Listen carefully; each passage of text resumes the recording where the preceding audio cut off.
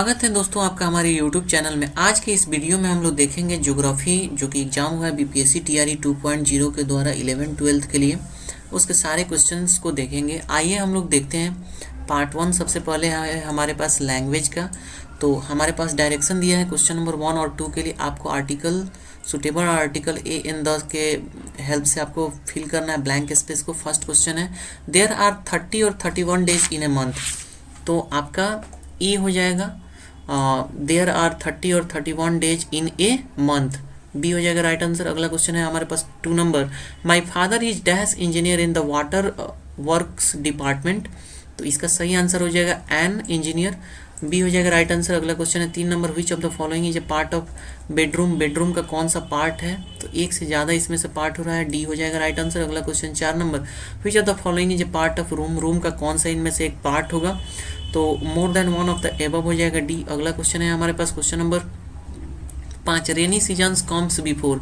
तो rainy season आता है आपका विंटर के पहले आता है। ए राइट आंसर हो जाएगा इसका। अगला क्वेश्चन है 6 number, the 8th month of the year is. 8th month year का अगस्त होता है। तो इनमें ऑप्शन ही नहीं है आपका। जुलाई नहीं होगा, सितंबर नहीं होगा, अक्टूबर नहीं होगा। राइट आंसर हो जाएगा अगस्त, none of the above. E हो जाएगा। अगला क्वेश्चन है 7 number, sister in law is. Sister in law क्या होती है? तो more than one of the above हो रहा है। Right answer D. अगला question 8 number, cousins are. Cousins क्या होते हैं? तो more than one of the above. Right answer हो जाएगा डी। आगे हम लोग बढ़ते हैं हिंदी व्याकरण की तरफ। क्वेश्चन नंबर 9, चांदी शब्द में कौन सी संज्ञा है? तो चांदी एक द्रव्यवाचक संज्ञा होता है। ए हो जाएगा राइट आंसर। अगला क्वेश्चन 10 नंबर, कौन सा शब्द एक वचन है? आपको ये बताना था। तो ये आपका होता है छाया, एक वचन है। बी हो जाएगा राइट आंसर इसका। अगला क्वेश्चन है हमारे पास 11 नंबर, हिंदी शब्दकोश में छ का क्रम किस वर्ण के बाद आता है? तो ये आता है क के पश्चात। सी हो जाएगा राइट आंसर। अगला क्वेश्चन 12 नंबर है, जिसकी यह पुस्तक है उसे लौटा दो। वाक्य में सर्वनाम कौन सा है? तो इसमें है आपका संबंधवाचक सर्वनाम। बी हो जाएगा राइट आंसर। अगला क्वेश्चन है 13 नंबर, विशेषण का प्रमुख भेद कौन सा नहीं है? ये बताना था। तो आपका असर्वनामिक विशेषण नहीं होता है। ए। अगला क्वेश्चन है 14 नंबर, कौन सा एक अशुद्ध शब्द है? आपको ये बताना है। तो अशुद्ध शब्द है आपका विभत्स, एक अशुद्ध शब्द है। ए। अगला क्वेश्चन है 15, निम्नलिखित में से कौन सा शुद्ध वर्तनी वाला शब्द है? तो शुद्ध वर्तनी वाला शब्द है क्षत्रिय। ए वाला जो है, ए वाला राइट आंसर हो जाएगा। 16 नंबर, निम्नलिखित में से कौन सा तत्सम शब्द है? आपको तत्सम शब्द बताना है। तो स्नेह जो है ये तत्सम शब्द है। अगला क्वेश्चन है हमारे पास 17, निम्नलिखित में से कौन सा विदेशी शब्द है? आपको ये बताना है। तो विदेशी शब्द आपका चाय होता है। सी। अगला क्वेश्चन है 18 नंबर, रचना के आधार पर जिन शब्दों के खंड सार्थक ना हो उन शब्दों को क्या कहते हैं? तो उन्हें कहा जाता है आपका रूढ़। ये हो जाएगा राइट आंसर। अगला क्वेश्चन है 19, निम्नलिखित वाक्यों में से किसमें अकर्मक क्रिया है? तो अकर्मक क्रिया है बालिका लजाती है। बी। अगला क्वेश्चन है 20 नंबर, निम्नलिखित में से कौन सा देशज शब्द है? तो देशज शब्द आपका परवल है, एक देशज शब्द। सी। अगला क्वेश्चन 21 नंबर, कौन सा शब्द रूढ़ शब्द नहीं है? आपको बताना है कि रूढ़ शब्द कौन सा नहीं है। तो एक से ज़्यादा रूढ़ शब्द हो रहे हैं, नहीं होने वाले। तो डी हो जाएगा राइट आंसर। 22 नंबर, खारिज किस भाषा का शब्द है? आपको ये बताना है कि खारिज किस भाषा का शब्द है। तो ये है दोस्तों आप अरबी भाषा का शब्द। ए हो जाएगा राइट आंसर। अगला क्वेश्चन 23 नंबर, अशुद्ध और शुद्ध वर्तनी का कौन सा युग्म सही नहीं है? तो इनमें से कोई भी युग्म आपका सही नहीं हो रहा है। राइट आंसर हो जाएगा उपयुक्त में से कोई नहीं। ई। अगला क्वेश्चन 24 नंबर, उसका भविष्य उज्जवल है। इस वाक्य में रेखांकित शब्द की शुद्ध वर्तनी कौन सी है? तो इसमें शुद्ध वर्तनी है उज्जवल। ए वाला राइट आंसर हो जाएगा। आगे हम लोग बढ़ते हैं क्वेश्चन नंबर 25 पे। एक छोटी आकृति का चमकीला वर्ग जो स्क्रीन पर किसी चिन्ह की स्थिति को स्पष्ट करता है उसे क्या कहते हैं? तो उसे कहा जाता है कर्सर। ए हो जाएगा राइट आंसर। अगला क्वेश्चन है 26 नंबर, कुरुक्षेत्र के लेखक का नाम क्या था? तो कुरुक्षेत्र के लेखक का जो सही नाम है, इनमें से कोई भी राइट आंसर नहीं हो रहा है। ई हो जाएगा राइट आंसर इसका। अगला क्वेश्चन है हमारे पास 27 नंबर, आपको काव्य पंक्तियां दी गई है, इसमें रस आपको बताना है। तो इसमें है वात्सल्य रस। सी हो जाएगा राइट आंसर। आगे हम लोग बढ़ते हैं क्वेश्चन नंबर 28, हिंदी भाषा के उद्भव का काल माना गया है, किसे माना गया है या किसे माना जाता है? तो ये माना जाता है 1000 ईस्वी को। सी हो जाएगा राइट आंसर। 29 नंबर, भारतीय काव्य शास्त्र में क्षमाशील, गंभीर, स्थिर चित्त, स्वाभिमानी एवं दृढ़ प्रतिज्ञ नायक कहा गया है। किन्हें कहा गया है? तो इसे कहा गया आपका धीरोदात्त को। बी हो जाएगा राइट आंसर। 30 नंबर, जिन शब्दों पर लिंग वचन कारक का कोई प्रभाव न पड़े वे क्या कहलाते हैं? तो उन्हें कहा जाता है अविकारी। सी हो जाएगा राइट आंसर। आगे हम लोग देख लेते हैं पार्ट 2। पार्ट 2 है हमारा जनरल स्टडीज़ का। तो हम लोग पार्ट 2 को चालू करेंगे। इससे पहले आपसे रिक्वेस्ट है कि आप हमारे वीडियो को लाइक कीजिए, चैनल को सब्सक्राइब करने के साथ साथ बेल आइकन को भी प्रेस कीजिए, क्योंकि बीपीएससी टीआरई 2.0 से संबंधित जितने भी एग्ज़ाम है सारे आंसर की हमने अपलोड कर दिया या कर रहे हैं। साथ ही साथ स्टेट एग्ज़ाम जो होता है उससे भी संबंधित बहुत सारे हम लोग वीडियो लाते रहते हैं। आइए हम लोग आगे बढ़ते हैं। वीडियो में 31 क्वेश्चन देखते हैं। एक आयताकार हॉल के फर्श की परिधि 250 मीटर है। यदि 10 रुपये प्रति वर्ग मीटर की दर से चारों दीवारों को पेंट करने की लागत 15,000 रुपये है, तो हॉल की ऊंचाई है, क्या होगी हॉल की ऊंचाई? तो हॉल की ऊंचाई हो जाएगी 6 मीटर। सी हो जाएगा राइट आंसर। कौन सा कथन सत्य है, आप सत्य नहीं है ये बताना है। तो इसमें से कथन जो सत्य नहीं है वो है बी, प्रत्येक पूर्णांक एक पूर्ण संख्या है। बी हो जाएगा राइट आंसर। अगला क्वेश्चन है हमारे पास 33 नंबर, 7 क्रमागत संख्याओं का औसत 20 है, इनमें से सबसे बड़ी संख्या कौन सी है? तो सबसे बड़ी संख्या 20 है, ये राइट आंसर हो जाएगा। अगला क्वेश्चन है 34 नंबर, आपको एक समीकरण दिया है ax square plus B X plus C बराबर 0, दो भिन्न वास्तविक मूल कौन कौन से होंगे? आपको इसका कंडीशन आपसे पूछा गया है, तो इसका कंडीशन जो है वो हो जाएगा B square minus 4ac, greater होगा अगर बी से तब। अगला क्वेश्चन है 35 नंबर, मोहन 25 दिनों में एक काम कर सकता है जिसे सोहन 20 दिनों में पूरा कर सकता है। दोनों एक साथ 5 दिनों के लिए श्रम करते हैं और उसके बाद मोहन काम छोड़ देता है। शेष कार्य को पूरा करने में सोहन को कितना समय लगेगा? तो सोहन को कुल समय जो लगेगा वो हो जाएगा आपको 11 दिन। बी राइट आंसर हो जाएगा। आगे हमारे पास है क्वेश्चन नंबर 36। क्वेश्चन नंबर 36 में x बराबर ए स्क्वायर माइनस बी स्क्वायर है, y बराबर 30 है तथा a प्लस बी बराबर 15 है, तो क्या होगा आपको ये बताना है। तो इनमें से एक से अधिक स्टेटमेंट सही हो रहा है, डी हो जाएगा राइट आंसर। 37 नंबर, यादृच्छिक रूप से चुने गए एक गैर लिपिक वर्ष में 53 रविवार होने की प्रायिकता क्या है?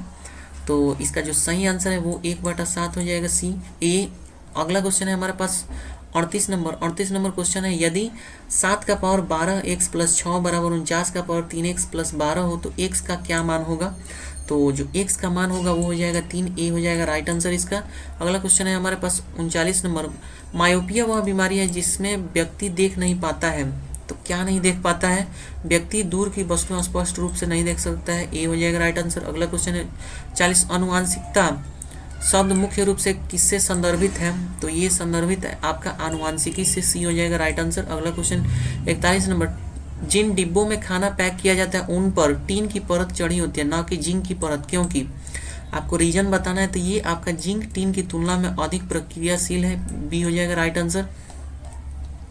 आगे हम लोग देख लेते हैं क्वेश्चन नंबर 42, वह प्रक्रिया जिसमें प्रकाश संश्लेषण के दौरान वायुमंडलीय कार्बन डाइऑक्साइड को कार्बोहाइड्रेट में परिवर्तित किया जा सकता है, तो ये है आपका अपचयन, बी हो जाएगा राइट आंसर। अगला क्वेश्चन है 43 नंबर, एक प्रिंटर की गुणवत्ता किससे निर्धारित की जाती है? तो इसे निर्धारित किया जाता है बिंदु प्रति इंच, सी इसका राइट आंसर हो जाएगा। अगला क्वेश्चन है हमारे पास क्वेश्चन नंबर 44 नंबर, ट्राइकोमा रोग का संबंध है, ट्राइकोमा रोग किससे संबंधित है? तो ये है आंखों से संबंधित, सी हो जाएगा राइट आंसर।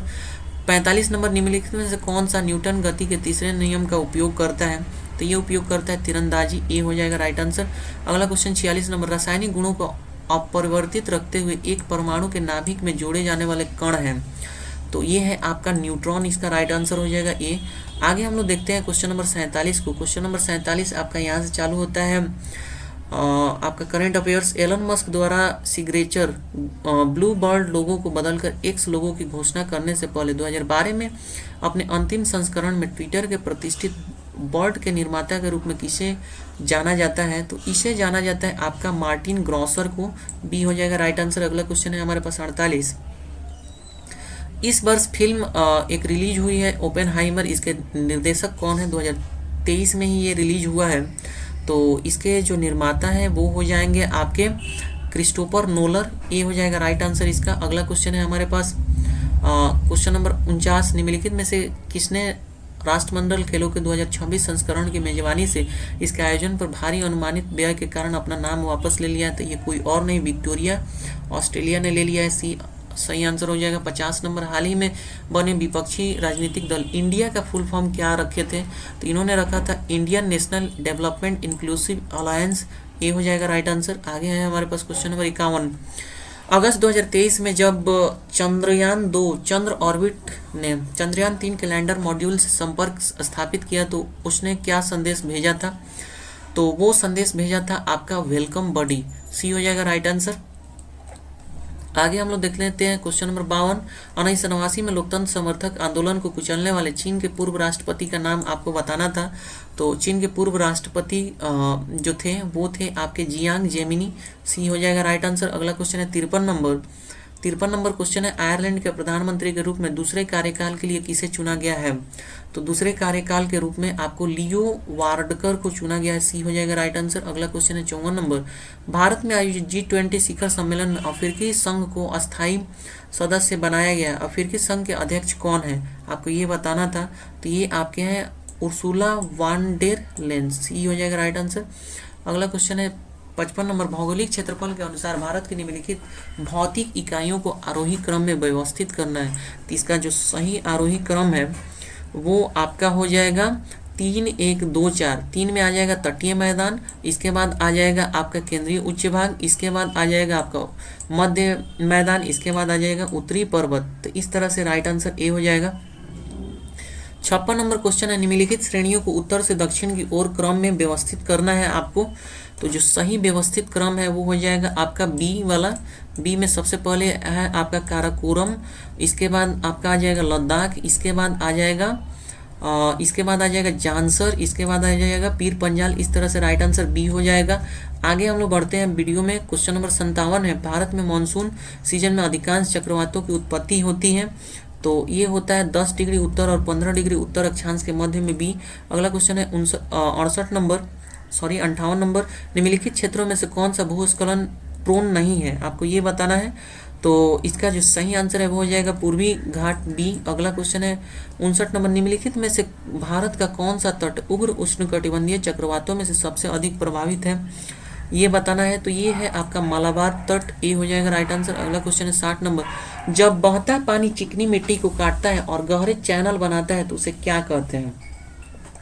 उसे कहा जाता है सीट क्षरण। बी हो जाएगा राइट आंसर। 61 नंबर क्वेश्चन है हमारे पास, निम्नलिखित में से कहाँ अक्टूबर नवंबर के महीने में भारी वर्षा होती है? तो ये होता है सबसे ज़्यादा कोरोमंडल तट पे। बी हो जाएगा राइट आंसर। 62 फलों एवं सब्जियों की खेती क्या कहलाती है? तो फलों एवं सब्जियों की खेती कहलाती है बागवानी। आगे हम लोग देख लेते हैं क्वेश्चन नंबर 63 को। बिहार में 1857 की क्रांति के दौरान पटना, आरा, शाहाबाद जिले में किसने नेतृत्व प्रदान किया था? तो ये कोई और नहीं थे, वीर कुंवर सिंह जी थे। सी हो जाएगा राइट आंसर। 64 नंबर क्वेश्चन है, बंगाल का विभाजन प्रभावी हुआ। बंगाल का विभाजन कब प्रभावी हुआ था? तो ये हुआ था 16 अक्टूबर 1905 को। सी हो जाएगा। 65 नंबर क्वेश्चन है हमारे पास, बम्बई में कांग्रेस द्वारा भारत छोड़ो प्रस्ताव पास किया गया था। तो इसे पास किया गया था आपका राइट आंसर 8 अगस्त 1942 को हो जाएगा। 66 नंबर, अंग्रेजों ने भारत पर लंबे समय तक राज्य कैसे किया? तो बांटो और राज करो यानी फूट डालो नीति शासन करो की नीति के कारण इन्होंने किया था। सी हो जाएगा राइट आंसर। अगला क्वेश्चन है 67 नंबर। निम्नलिखित में से किस तिथि को रानी विक्टोरिया की उद्घोषणा जारी हुई थी? तो ये हुआ था आपको 1 नवंबर 1858 को। सी हो जाएगा राइट आंसर। 68 नंबर क्वेश्चन है हमारे पास, कौन सा कथन सही है? आपको ये बताना है इसमें से। तो इसमें से एक से अधिक कथन सही है, राइट आंसर हो जाएगा डी। 69 नंबर क्वेश्चन है, इनमें से कौन इंग्लैंड में भारत के अनाधिकारी दूत बने? तो आपका दादा भाई नौरोजी हो जाएंगे, राइट आंसर बी। अगला क्वेश्चन है 70 नंबर। भारत सरकार अधिनियम 1935 को किसने गुलामी का चार्टर बताया? तो ये कोई और नहीं थे, नेताजी सुभाष चंद्र बोस थे। बी हो जाएगा राइट आंसर इसका। तो इस तरह से दोस्तों हमने 70 क्वेश्चन जो स्टार्टिंग का है part 1 qualifying paper English Hindi और सेकंड है पार्ट आपका जनरल स्टडीज़ का कर लिया है। वीडियो में बने रहने के लिए धन्यवाद। इसका जल्दी ही हम पार्ट 2 भी लाएंगे जिसमें सारे ज्योग्राफी के क्वेश्चन को करेंगे। थैंक यू आपको वीडियो में बने रहने के लिए।